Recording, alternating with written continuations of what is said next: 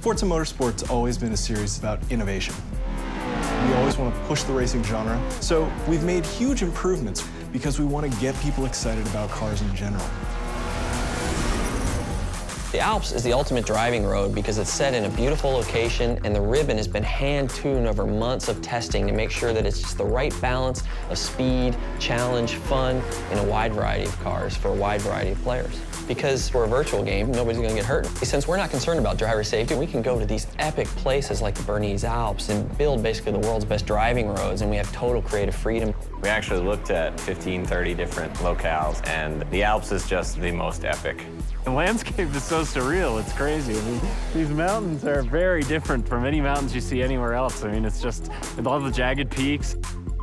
We are on part one of a trip that will take us through Switzerland and Italy as the guys from Turn 10 gather source material and basically inspired by the entire trip.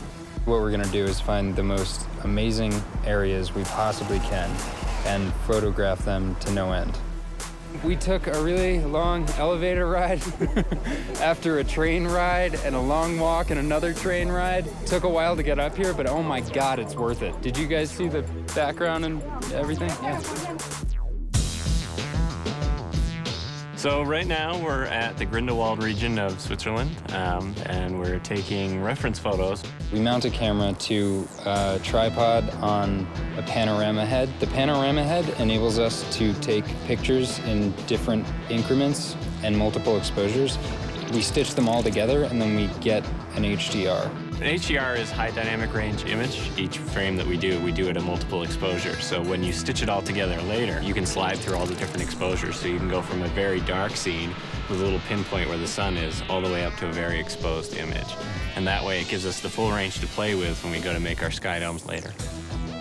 We have a pretty long production cycle, so probably about a year of full production once we get home.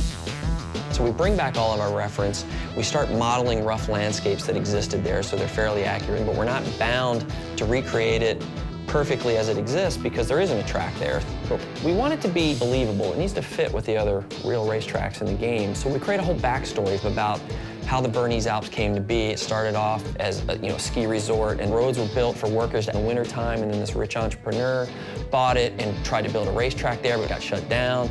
So by creating this rich backstory, everything is there for a reason. It's believable.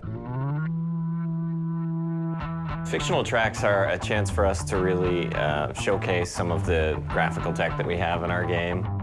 We've redone our lighting engine, and this track in particular, with its very bright snow and blooming, really shows off what our graphics engine can do. The television can only represent basically one order of magnitude of brightness, from 0 to 255, black to white, whereas the human eye in the real world can see, I think, 7 orders of magnitude of brightness, and in the real world there exists far beyond that. The sun is infinitely brighter than a white piece of paper, but on a television screen they look the same. Well, we found a way to basically reverse engineer that at full HD resolution on the Xbox 360. So what we do is we captured high dynamic range images of the world, and that gets baked back into the lighting and the reflections on the car, which means the sun is order of magnitudes brighter than a white piece of paper and is brighter than gray asphalt, which basically makes the cars look really grounded in the environment. We've traveled thousands of miles, we worked thousands of hours, and here it is, the Bernese Alps track in Forza 4.